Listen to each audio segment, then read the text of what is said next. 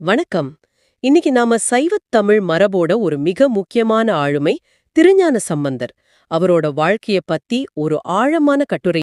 வாங்க இதோட ஒவ்வொரு பக்கத்தையும் புரட்டி பார்ப்போம். இதுல ஒரு மையமான கேள்வி இருக்கு.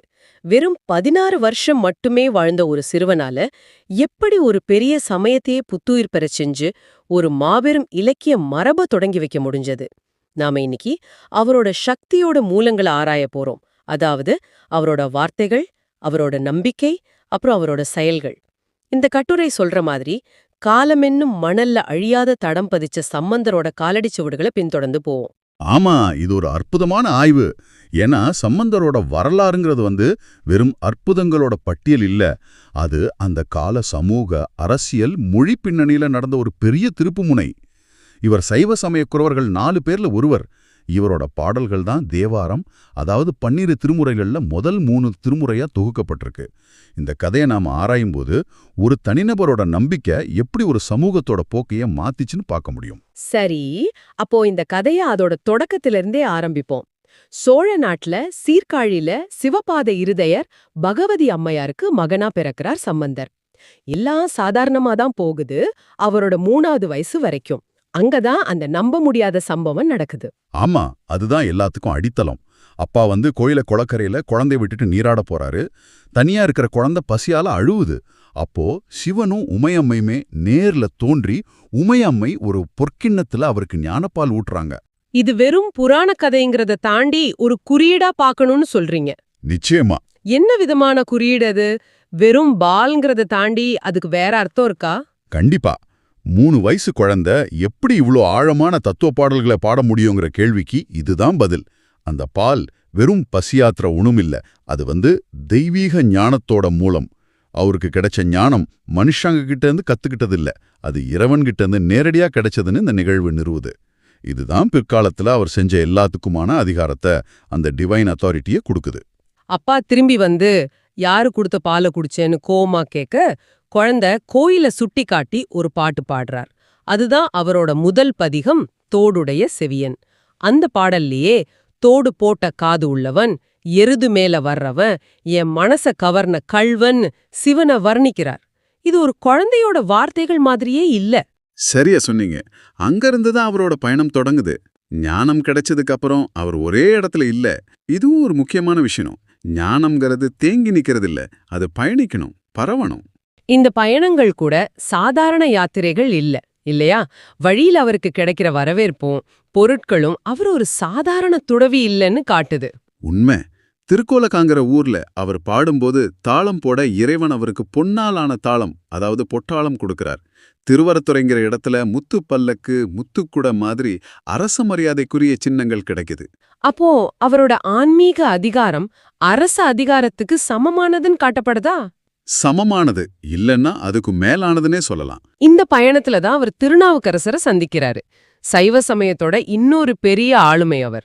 அந்த சந்திப்பு எப்படி இருந்துச்சு? அது ஒரு ஒரு ரொம்ப நெகிழ்ச்சியான சந்திப்பு.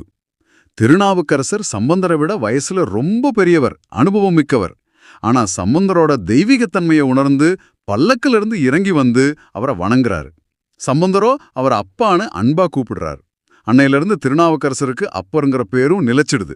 இது வயசை தாண்டி ஞானத்துக்கு இருந்த மரியாதைய காட்டுது.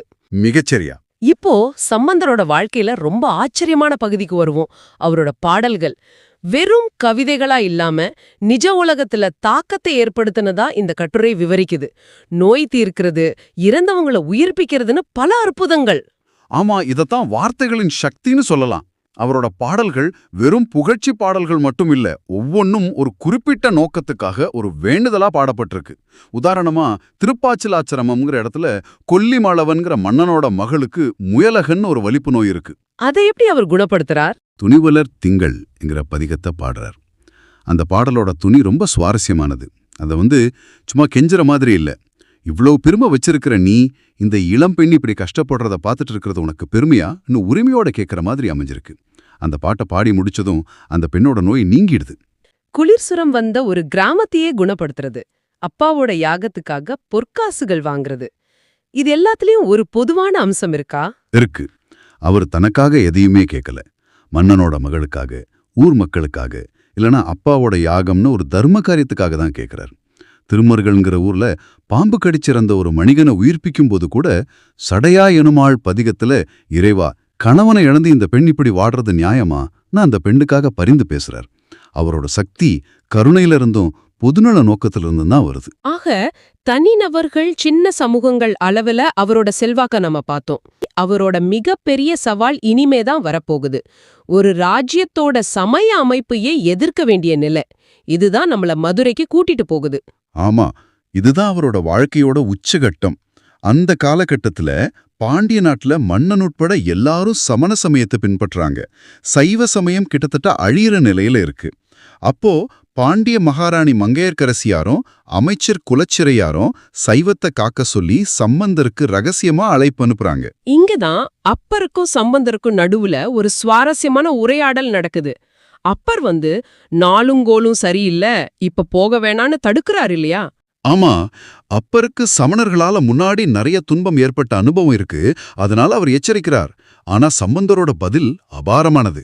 அவர் வேயுறு தோழி பங்கன்னு தொடங்குற கோளறு பதிகம் பாடுறாரு. அதோட சாராம்சம் என்னன்னா, உமையம்மைய ஒரு பாகத்துல வச்சிருக்கிற சிவனோட அடியார்களுக்கு ஞாயிறு திங்கள் செவ்வாய்னு எந்த கோள்களும் நட்சத்திரங்களும் கெடுதல் செய்யாது, நல்லதுதான் செய்யும் அப்படிங்கிறது தான். ஒரு நிமிஷம், இது வெறும் ஜோதிட மறுப்பு மட்டும் இல்ல. அந்த காலத்துல மனுஷனோட வாழ்க்கைய விதி கோள்கள் தான் தீர்மானிக்குதுங்கிற ஆழமான நம்பிக்கைய உடைச்சு இறை பக்தி மூலமா ஒரு மனுஷனால தன் விதியையே வெல்ல முடியும்னு ஒரு புரட்சிகரமான கருத்தை சம்பந்தர் முன்வைக்கிறார். மிகச்சரியா புரிஞ்சுக்கிட்டீங்க. அது ஒரு மாபெரும் தன்னம்பிக்கை அறிக்கை. அதுக்கப்புறம் மதுரைக்கு போறார். அங்க அவருக்கு பெரிய எதிர்ப்பு.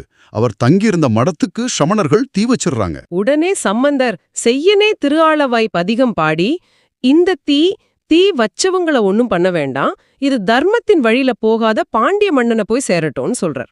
ஆமா, அந்த தீ மன்னனை வெப்பு நோயா பிடிச்சுக்குது. சமண துறவிகள் எவ்வளவு முயற்சி பண்ணியும் குணப்படுத்த முடியல. அப்பதான் ராணியோட வேண்டுகோளுக்கு இணங்க சம்பந்தரை கூப்பிடுறாங்க. அவர் மந்திரமாவது நீருன்னு தொடங்குற புகைப்பெற்ற திருநீற்று பதிகத்தை பாடி திருநீற்ற பூசி மன்னனோட நோயில ஒரு பாதியை குணப்படுத்துறார். மீதி பாதியை சமணர்கள் குணப்படுத்தட்டும்னு விட்டுடுறார். ஆனா அவங்களால முடியல. மறுபடியும் சம்பந்தர் பூசி முழுசா குணப்படுத்துறார். இது வெறும் குணப்படுத்துறதுங்கிறத தாண்டி ஒரு தத்துவார்த்த வெற்றியோட தொடக்கம். இதுக்கப்புறம் தான் அந்த புகழ்பெற்ற அனல்வாதம் புனல்வாதம் எல்லாம் நடக்குது. இந்த வாதங்கள்னா என்ன, அது ஏன் நடத்தப்பட்டுச்சு? இதுங்க வெறும் போட்டிகள் இல்ல. அந்த காலத்துல ஒரு கருத்தோட தெய்வீக உண்மையை நிரூபிக்க இயற்கையோட சக்திகளையே சாட்சியா வைக்கிறது ஒரு வழக்கம். அதாவது நெருப்பு சுடாத உண்மையும் தண்ணி அடிச்சிட்டு போகாத உண்மையும் தான் இறைவனோட வார்த்தைங்கிறது தான் அதுக்கு பின்னால இருக்கிற தத்துவம். இன்னும் கொஞ்சம் விளக்கமா சொல்லுங்களேன். அனல்வாதம்னா ரெண்டு தரப்பும் தங்களோட சமய கருத்துக்கள் எழுதின ஏடுகளை நெருப்புல போடுவாங்க. யாரோட ஏடு எரியாம இருக்கோ அவங்க தத்துவம் தான் உண்மை. சம்பந்தர் போட்ட போகமார்த்த பூன்முழையாழ்ங்கிற பதிகம் இருந்த ஏடு பச்சையாவே இருந்துச்சு, எரியல. அப்போ புனல்வாதம்? புனல்வாதம்னா வைகை ஆத்துல ஏடுகளை போடுறது. நீரோட்டத்தோட போற ஏடு தோத்ததாவும் நீரோட்டத்தை எதிர்த்து போற ஏடு ஜெயிச்சதாவும் கருதப்படும். சம்பந்தர் போட்ட வாழ்க அந்தனருங்கிற பதிக ஏடு தண்ணியை எதிர்த்து போய் ஒரு கோயில்ல கரை சேர்ந்துச்சு. இந்த வெற்றிகளுக்கு பிறகு பாண்டிய மன்னனும் மக்களும் மறுபடியும் சைவ சமயத்துக்கு மாறுறாங்க. இது ஒரு தனிப்பட்ட வெற்றி இல்ல, ஒரு ராஜ்யத்தோட சமய வரலாற்றையே மாத்தி அமைச்ச ஒரு நிகழ்வு. ஆமா, பாண்டிய நாட்டுல தன் கடமையை முடிச்சதும் திரும்பவும் சோழ நாட்டுக்கு போறாரு. அங்கேயும் அவரோட அற்புதங்கள் தொடருது. திருமயிலையில, அதாவது இன்னைக்கு இருக்கிற மயிலாப்பூர்ல, பாம்பு கடிச்சு இறந்து போன பூம்பாவேங்கிற பெண்ணோட சாம்பலை ஒரு குடத்துல வச்சிருக்காங்க. அந்த குடத்துக்கு முன்னாடி அவர் மட்டிட்ட புண்ணைங்கிற பதிகத்தை பாடுறார். அதுல அவ உயிரோட இருந்திருந்தா இப்படி விழாக்கோலம் பூண்டிருக்கிற மயிலாப்பூரோட அழக ரசிச்சிருப்பாளேன்னு வருத்தப்பட்டு பாடுறார். என்ன ஒரு ஆச்சரியம்! அந்த சாம்பல்ல இருந்து பூம்பாவை மறுபடியும் உயிர் பெற்று வர்றா. கேட்கவே ஆச்சரியமா இருக்கு. இத்தனை அற்புதங்களையும் செஞ்ச சம்பந்தரோட வாழ்க்கை ரொம்ப வித்தியாசமான முறையில அவரோட 16வது வயசுல நிறைவடையுது. அவரோட அப்பா அவருக்கு கல்யாணம் செஞ்சு வைக்க ஏற்பாடு பண்றார். திருநெல்லூர் பெருமணங்கிற இடத்துல கல்யாணம் நடக்குது. கல்யாண சடங்குகள் நடக்கும்போது சம்பந்தர் இது சாம்சாரிக பந்தத்துல முடியறத விரும்பல. அவர் காதலாகி கசிந்தன் தொடங்குற நமச்சிவாய பதிகத்தை பாடி, இறைவா நான் உன்னை அடைய வழிகாட்டுன்னு கேக்குறார். அப்ப என்ன நடக்குது? கோயிலுக்குள்ள ஒரு பெரிய ஜோதி தோணுது.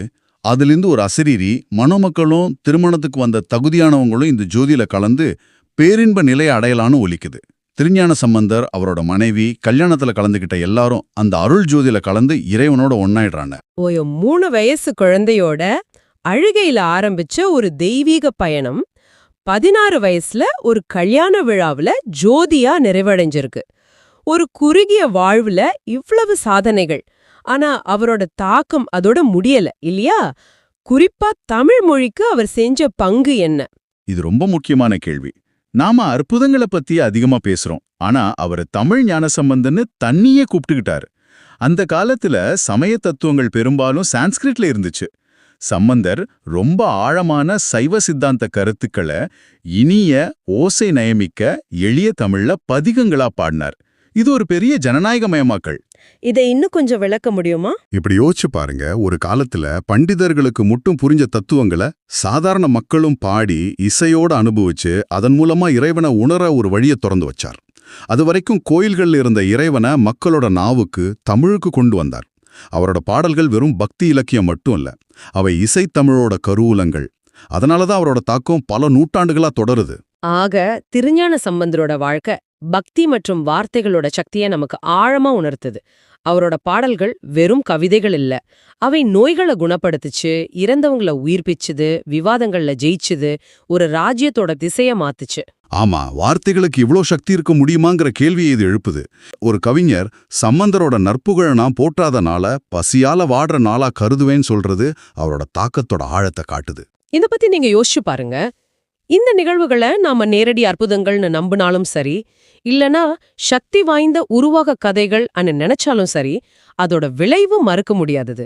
நம்மோட நம்பிக்கைகளும் நம்ம பயன்படுத்துற வார்த்தைகளும் நம்ம யதார்த்தத்தை எந்த அளவுக்கு உருவாக்குது. ஒரு பாடல், ஒரு மந்திரம், இல்லனா ஒரு ஆழமான நம்பிக்கை ஒரு தனிநபரோட அல்லது ஒரு சமூகத்தோட விதியே மாத்தி அமைக்கிற சக்தி அதுக்கு இருக்குங்கிறத பத்தி நாம என்ன நினைக்கிறோம்? இது சிந்திக்க வேண்டிய ஒரு விஷயம்.